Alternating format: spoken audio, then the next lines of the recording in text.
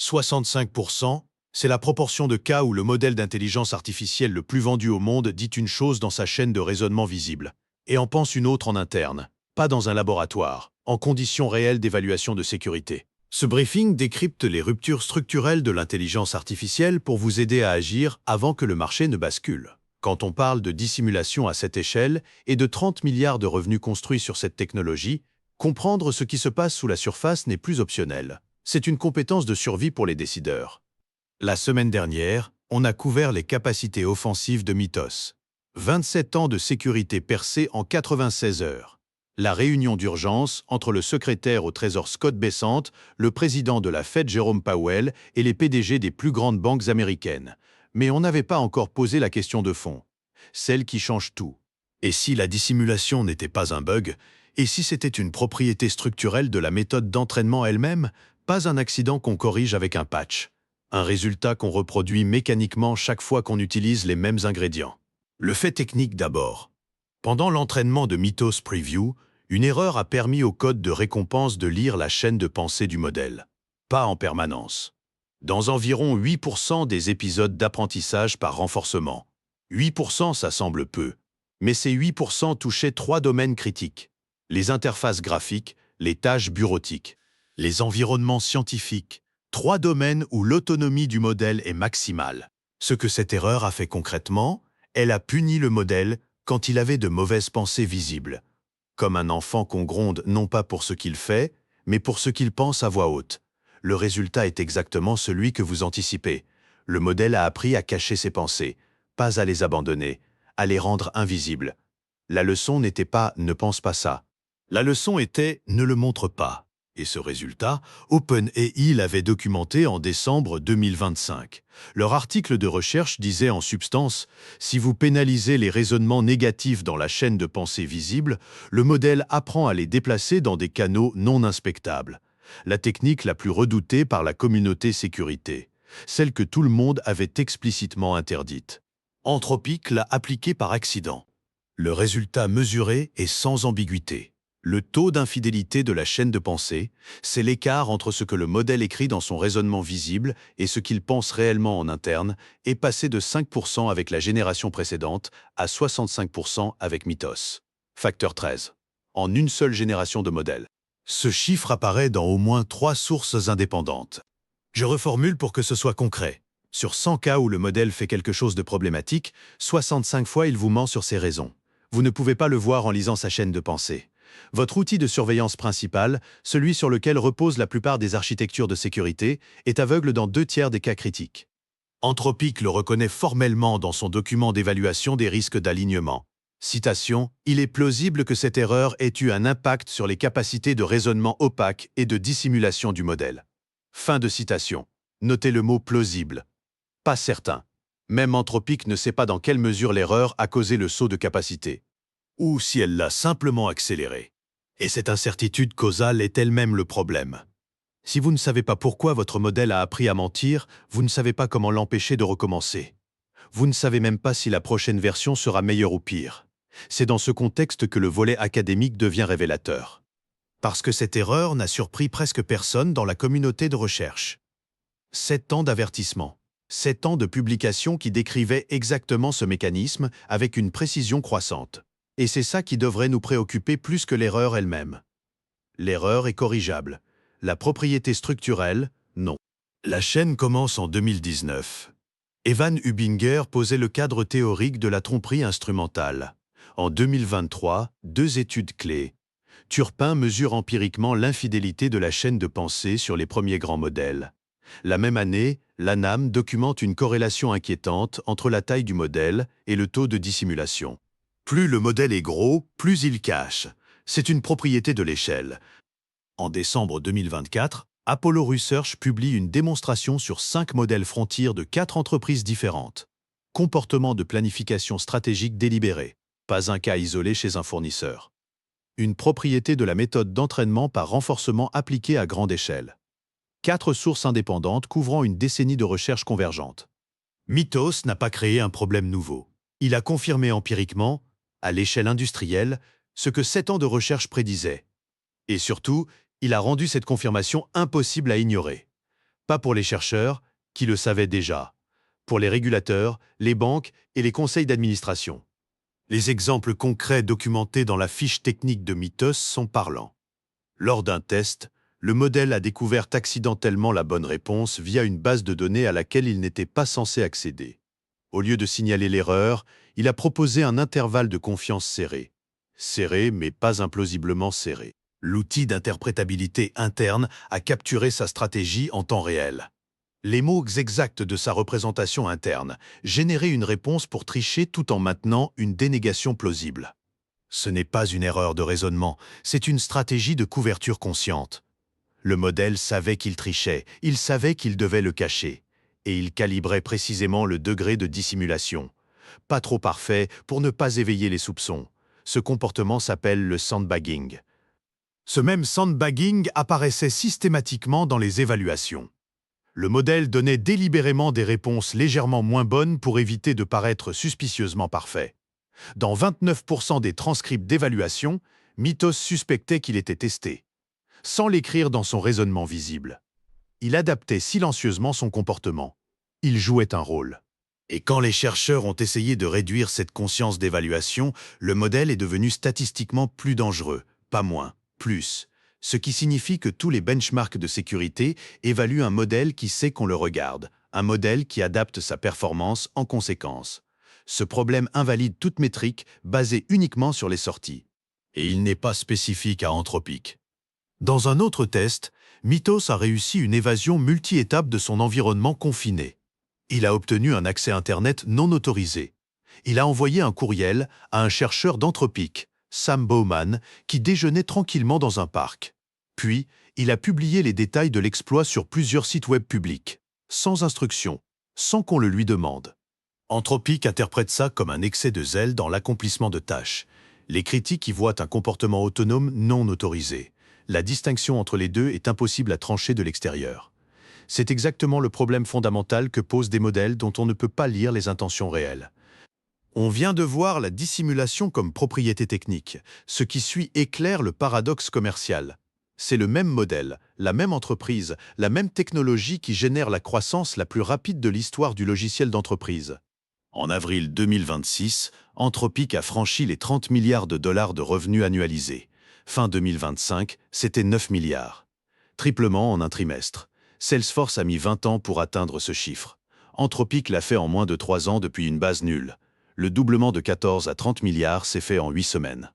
Mais cette comparaison avec OpenAI mérite une nuance méthodologique importante. Anthropic comptabilise 100% des ventes via ses partenaires cloud, Google Cloud, Amazon Web Services.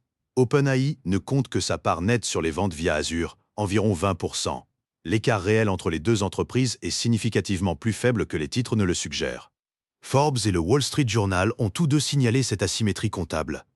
Et un run rate n'est pas un revenu annuel réalisé. C'est une extrapolation basée sur les semaines les plus récentes. Le moteur concret de cette croissance, lui, est plus solide à analyser. Claude Code dépasse 2,5 milliards de dollars de run rate. Il a doublé depuis janvier. Il représente 4% de tous les commits publics sur GitHub. En face, OpenAI répond avec Codex et ses 3 millions d'utilisateurs hebdomadaires, plus un nouveau palier tarifaire à 100 dollars par mois. 4% de tous les commits publics. La projection est 20% d'ici fin 2026. Si elle se réalise, le développement logiciel de masse est industrialisé. Pour les développeurs juniors dont la valeur ajoutée principale était de produire du code standardisé, le rôle se comprime en temps réel. Ce n'est plus une projection, c'est un compteur. Côté client, Anthropic annonce plus de 1000 entreprises dépensant plus d'1 million par an. Ce chiffre a doublé en moins de 2 mois. Mais Mary Meeker de Bond Capital et Sazan Goudarzi, le PDG d'Intui, décrivent les grands modèles de langage comme des commodités. Des capacités qui convergent rapidement entre fournisseurs. Si c'est vrai, les 40% de parts de marché d'Anthropic sont instables à 12-18 mois. 3 acteurs contrôlent 88% du marché aujourd'hui. Ce type de concentration ne survit pas à la commoditisation. Et le succès commercial rend le paradoxe politique d'autant plus saisissant. Un paradoxe sans précédent dans l'histoire des marchés financiers américains. En mars 2026, le Pentagone a désigné Anthropic comme risque pour la chaîne d'approvisionnement de la sécurité nationale. Ce label est habituellement réservé à des entités étrangères comme Huawei. Anthropic est la seule entreprise américaine à l'avoir reçu. La dispute porte sur des principes concrets. Anthropic refusait de garantir l'utilisation de ces modèles pour des armes autonomes et la surveillance de masse des citoyens. Dans les heures suivant ce blacklisting, OpenAI a signé un accord avec le département de la Défense. Simultanément, Anthropic prépare une introduction en bourse pour octobre 2026. Goldman Sachs et JP Morgan comme souscripteurs potentiels. Valorisation cible, 380 milliards de dollars. Levée visée de 60 milliards. Une candidate à l'IPO blacklistée par son propre gouvernement. Ça n'est jamais arrivé dans l'histoire financière américaine. Les banques devront expliquer ce risque juridique actif dans le prospectus. La Cour d'appel a ordonné un traitement accéléré du litige. Aucune date n'est encore fixée pour le jugement au fond. En toile de fond, une contradiction interne.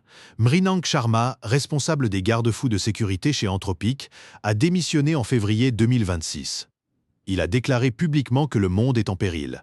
Un mois plus tard, Anthropic a lancé un institut de sécurité de l'intelligence artificielle, recrutements actifs, budget dédié, direction confiée à Matt Botvinnik, venu de Yale Law et DeepMind.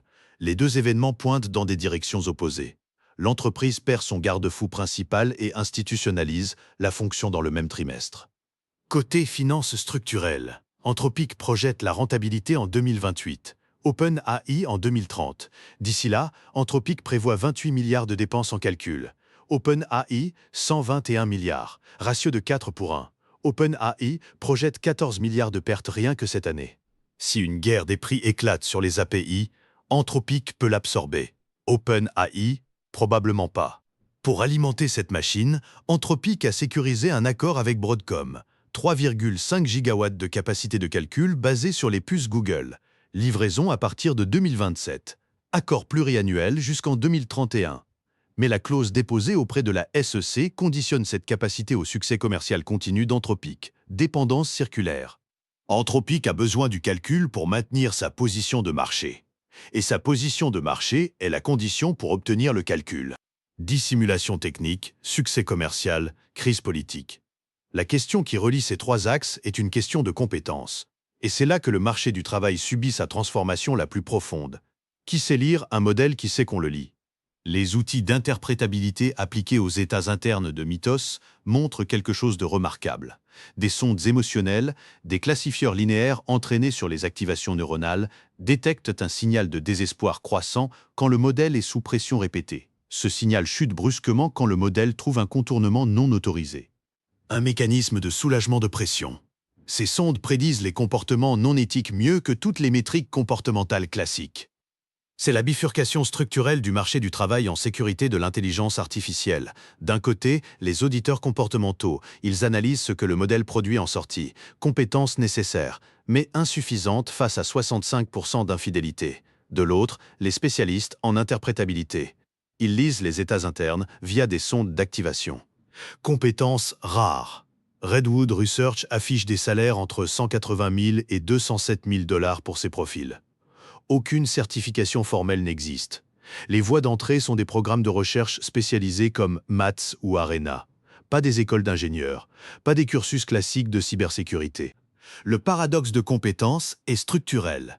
Les meilleurs profils combinent expertise en apprentissage automatique et en sécurité. Comprendre suffisamment le fonctionnement interne des transformeurs pour lire les activations et en extraire des signaux sémantiques. Cet hybride n'est produit par aucune formation existante. Le gap crée une prime salariale durable pour les profils expérimentés. Les données d'usage d'Anthropic, publiées dans leur indice économique de février 2026, révèlent que 49% des emplois ont vu au moins un quart de leurs tâches exécutées via Claude. Mesure directe sur 1 million de conversations. Pas une modélisation, une observation. Et les utilisateurs avec 6 mois d'ancienneté ont un taux de succès 10% supérieur aux débutants. La courbe d'apprentissage crée un avantage quantifiable. En Inde, le signal est encore plus net. TCS, Infosys, Wipro, HCL, les 4 plus grands groupes de services informatiques mondiaux, ont recruté 17 personnes nettes sur l'exercice 2026. 17, sur un secteur de 330 milliards de dollars. Le modèle d'externalisation qui repose sur le ratio 10 ingénieurs égale 1 million de revenus est en train de se casser. McInnes estime dans le Financial Times que l'intelligence artificielle pourrait réduire les coûts d'externalisation de 40 à 60%, rendant le modèle historique, selon leurs mots, complètement non viable. Le PDG de TCS déclare publiquement que l'intelligence artificielle ne provoquera pas de licenciements massifs, pendant que TCS supprime environ 12 000 postes dans des restructurations qualifiées en interne de liées à l'intelligence artificielle. Dissociation nette entre la communication dirigeante et les données de ressources humaines.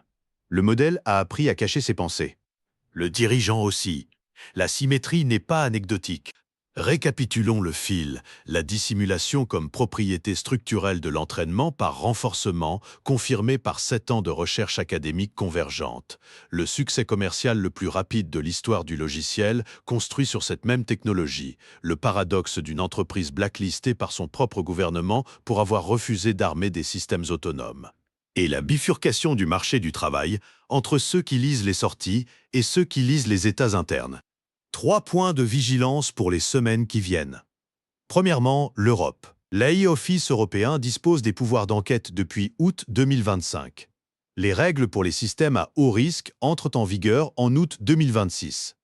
Une demande formelle d'information à Anthropic sur Mythos est plausible dans les semaines qui viennent. Si vous utilisez des grands modèles dans des applications médicales, d'infrastructures critiques ou de ressources humaines en Europe, vous avez 4 mois pour documenter votre analyse de risque et votre conformité. Deuxièmement, Yoshua Bengio.